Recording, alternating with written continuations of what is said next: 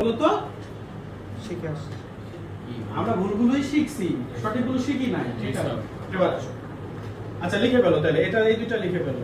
এই যে এই তিনটা 20 23 শুধু এই যে আস্তান্ত লিখে এটা লিখে এই চিহ্নটা দিয়ে শুধু এই শব্দটা লিখো, তাইলেই হয়ে যাবে। আর এটা তো তোমরা পারোই অলরেডি, বিবি এটা দিয়ে হয় লিখবা প্রকার আপন ধারণা আছে।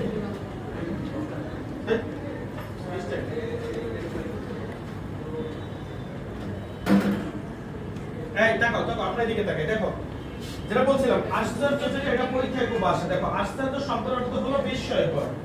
আচ্ছা বিস্মিত অর্থে ব্যবহার, এটা অপপ্রয়োগ, ঠিক আছে। শব্দের অর্থ হবে কি বলতো? আশ্চর্যজনিত। কি হবে? আশ্চর্যজনিত। এখন কথা হলো